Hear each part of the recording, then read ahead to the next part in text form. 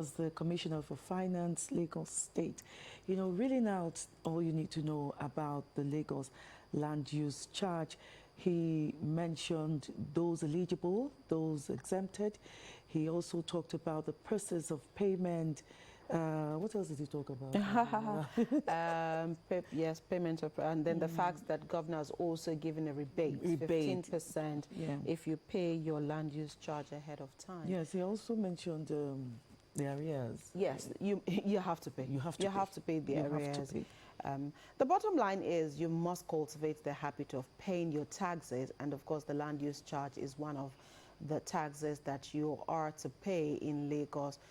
So for those who are still wondering where or how they can pay their land use charge, once you get your bill, just flip it over. At the back of the bill, you will get all the detail of how to make your payment. You can pay either at the banks, the designated banks, or the portal of the Lagos State government, the LUC. So please ensure. You're a property owner.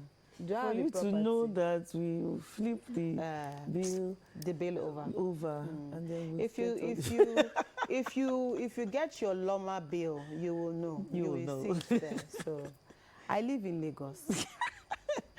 Anyway, to today's discussion, we're still talking health, we're still talking hygiene, and we have with us sanitarian Moses Onolakpo.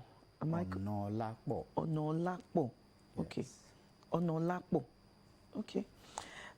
He's the Publicity Secretary, Environment Health Officers Association of Nigeria, Lagos State Chapter, and he will be talking about maintaining proper hygiene during rainy season. You're welcome. It's my pleasure. Good morning.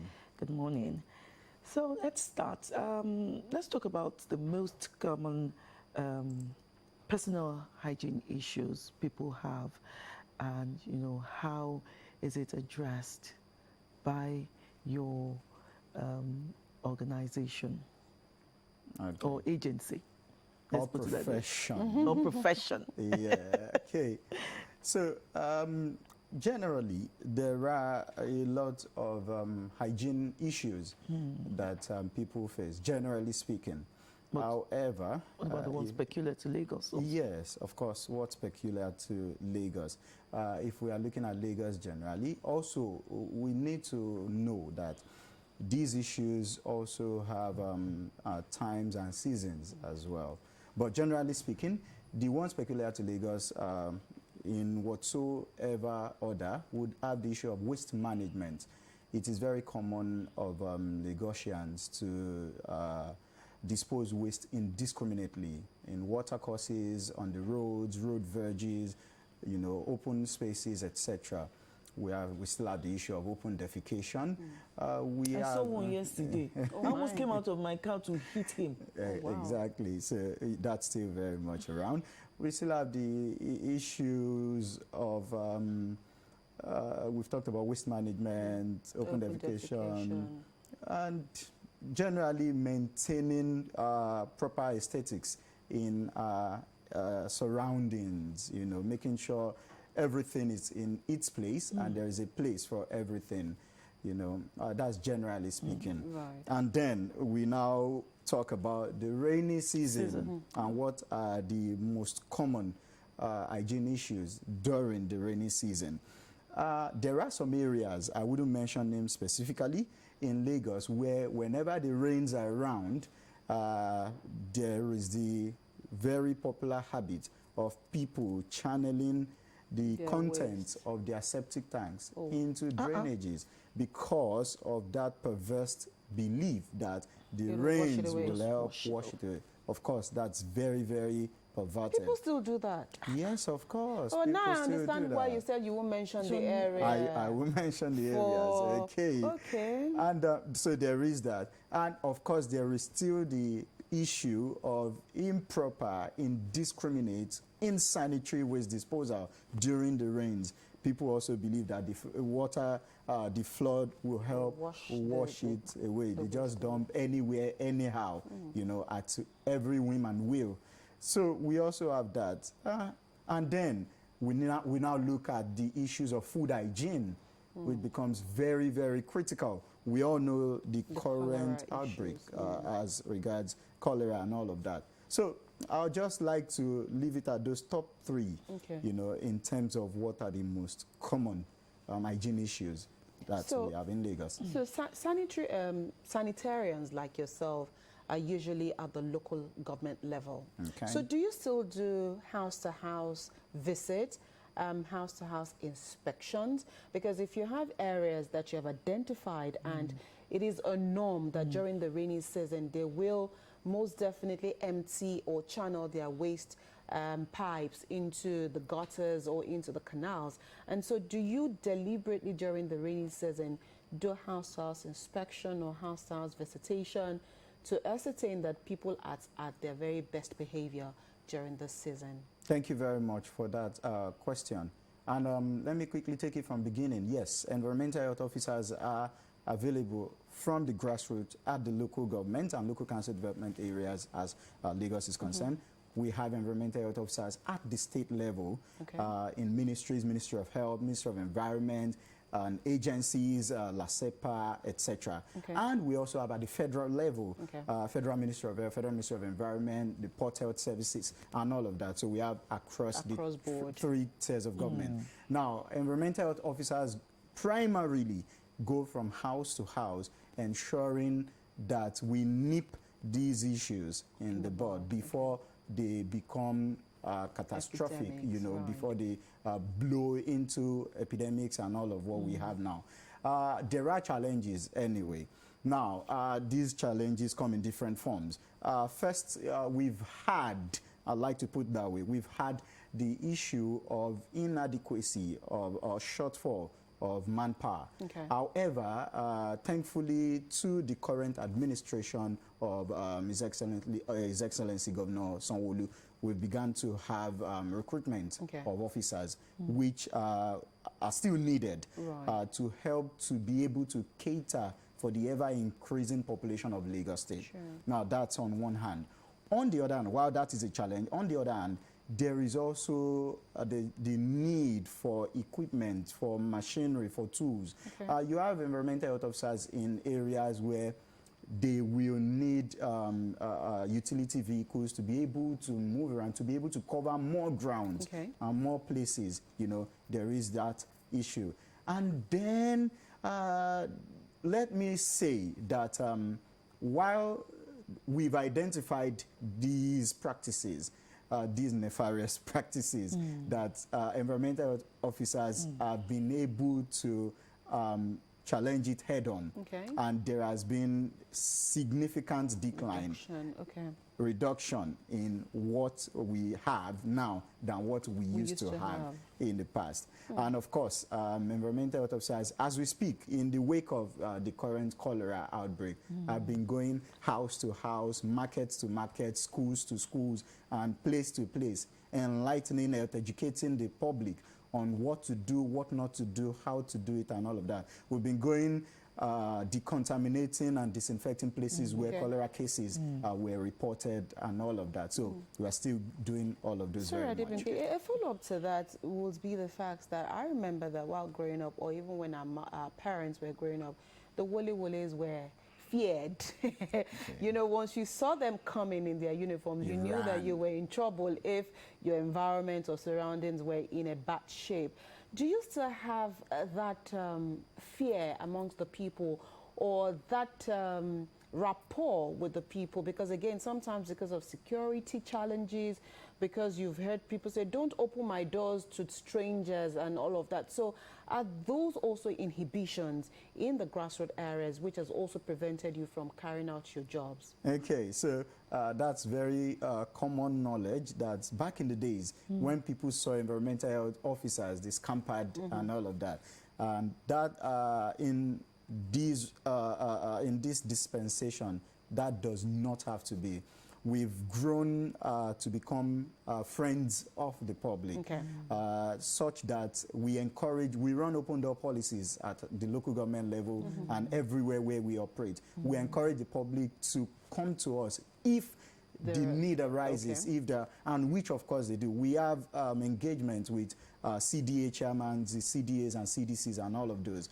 And we go from community to community, engaging with these stakeholders, the ballers, the heads of market, the chiefs, and all of that, so that there is that rapport. So it is a relationship of mutualism, so that we can help one another. It is not that they see us as some sort of fear, no. So we've come to attain that level where it is now a relationship where they know we are here, we know them, we know how to meet with them, they know how to come to us, and we do work together very well to make public health, to promote public health, basically.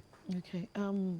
Just before Bimbola's question now, you talked about taking the advocacy awareness to schools, religious places, and particular about schools because it has children. What is the best method you use in, raising this awareness of safe hygiene, amongst children in particular? Yes. Like the popular axiom goes, catch them young. And we've been going to schools, primary schools, secondary schools, and because of our time and, of course, manpower, we do not have, imagine we were to go to a government school, we cannot have enough hands to go to all of the classes. So the approach we use is to meet them on the assembly grounds early in the morning. And then we have our public address systems, address them, and some of the mechanisms we use that help to reiterate and help to keep it long-lasting in their minds. We use songs. We teach them songs, they can keep singing.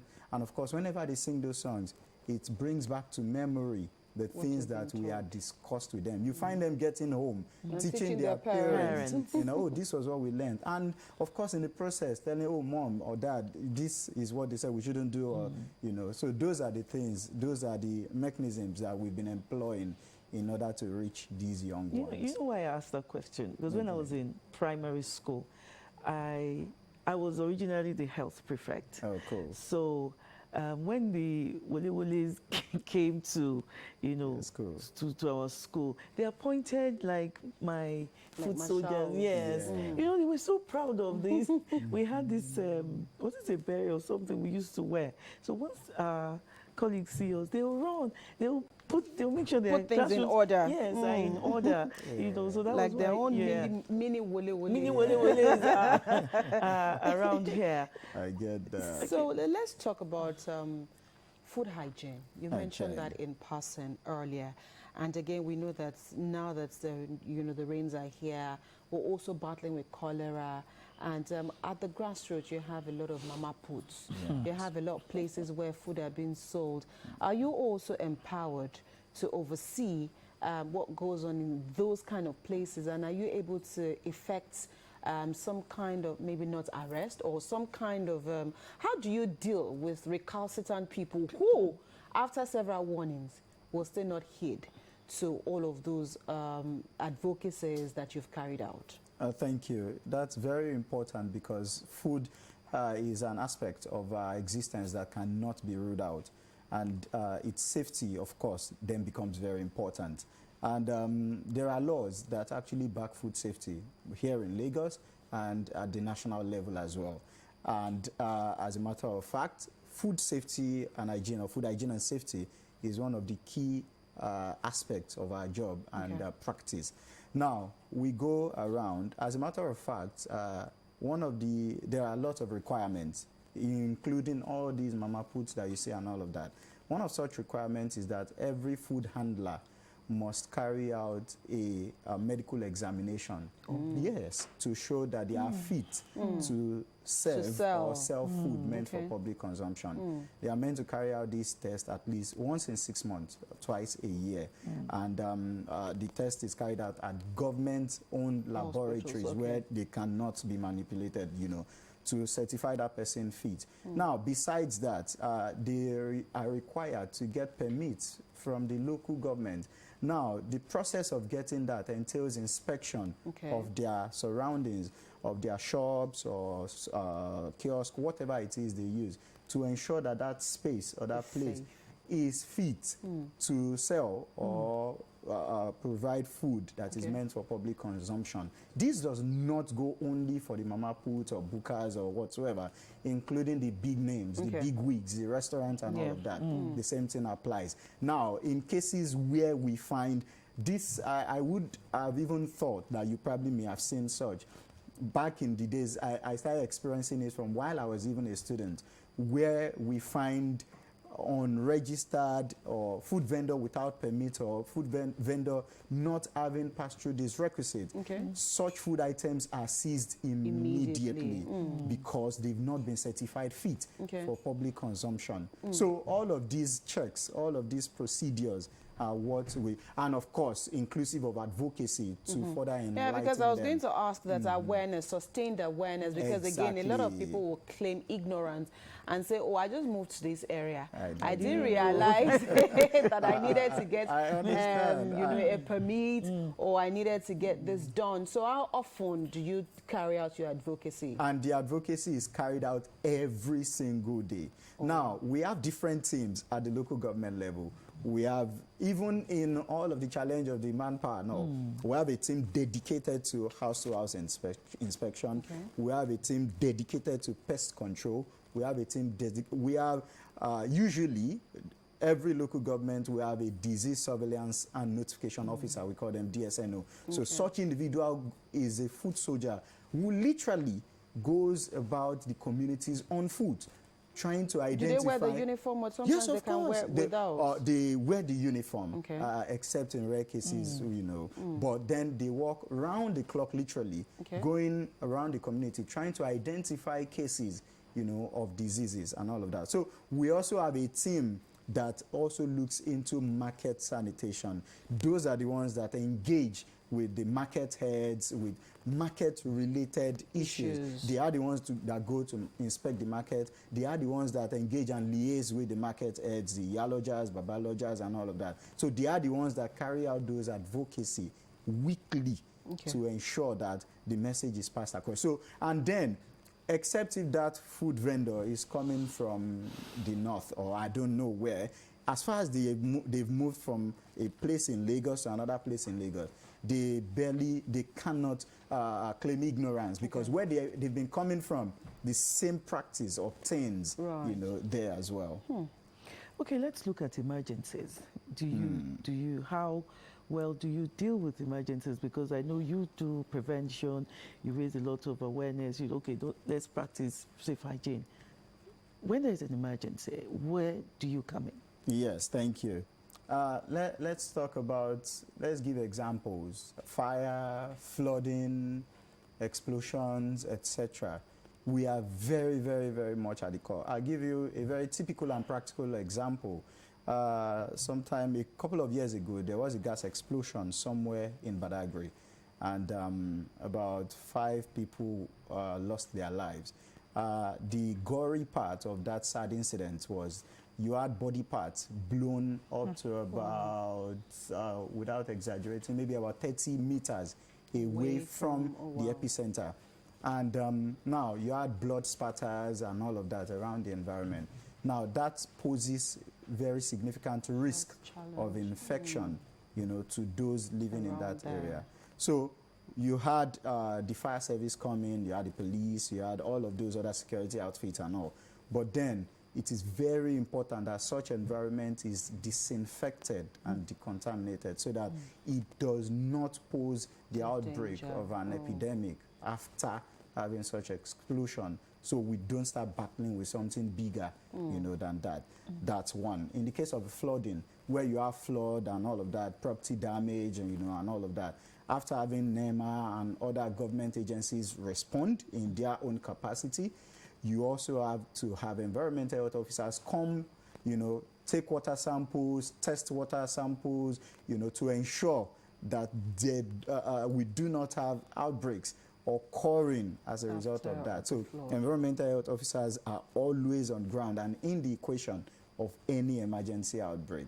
So because if you check any kind of emergency occurrence, there is always that threat to lives, and it's usually not individual life, it's usually public concern. It's usually public health, and that's what we are professional advocates for. So because we're talking about the rainy season, we know that malaria is usually very, the presence of malaria is usually heavy during the rainy season. And of course, this is due to breeding of mosquitoes, stagnant water, and all of that. So when you carry out your advocacy during the rainy season, do you issue notices to homes? Do you fine homes?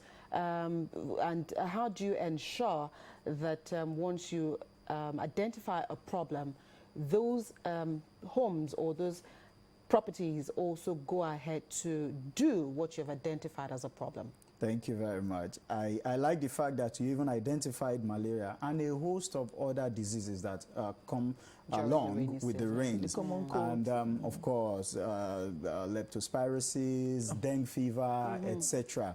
Now, malaria, as an example that you've cited, comes as a result of the rains retaining in receptacles around the environment. Right. You have people, now I'll take time to really cite specific examples so people can watch out for these. You have people keeping disused tires around them. You have flower vases and all of that that retain water. You have some sort of no longer useful buckets lying around the corner. You have bottles, you know, stored for whatsoever purpose, retaining water. Now, what mosquitoes just need is the mosquito does not know whether it's a bottle or tire, or they just need water that does not flow to lay their eggs, and then they have their life beginning for them. And once you have the continuous breeding of mosquitoes, you have the continuous threat of the spread of malaria. And in this season, what we advocate, of course, environmental health officers, upon inspection, if there is a need, which usually there is a need, we issue what we call abatement notices, where we identify all what we have found. We call them nuisances. And the recommendations, so those are guidelines on how you are supposed to abate or to remove those things that we have identified, and with a timeline from hours to at most 7 days or 3 days. And where there is what's the word now, where the individual does not conform to abatement of what we've identified, there are procedures, issuance of court summons and all of that, and of course the court passes judgment, and issuance of fines. Some people can get imprisonment as well. Yes, prison term, depending on the severity of what you've done. Exactly. So all of that goes into the process. Okay, just before we go, we just need a word of advice for people on how to practice safe hygiene during the rainy season. Okay, so generally, I like to state one, people need to dispose waste properly. Now, the rains come with floods that move from place to the other. So when waste are not properly disposed, there's the tendency of water, the runoff, moving waste from place to place, clogging the drainage systems, you know, and all of that. So we need to manage our waste properly. We need to ensure that our water sources are safe. For those who drink their boreholes directly like that, this is not the time to continue with such practice. It is best that water that you're not sure of its quality is boiled, or you use water treatment options, you know, to ensure that you have safe and wholesome water. And then ensure that your foods are properly cooked. And if you have to wash your fruits, wash them with wholesome water. Water that you can drink is what you should use to wash your fruit. Wash your hands regularly in this season. Do not wade unnecessarily in floods. If you can avoid it, do not wade in floods, because you have pathogens, you have disease agents in those water bodies, and you cannot see them. And so that will be the summary of what I would say. In my profession, we say prevention is better and cheaper than cure.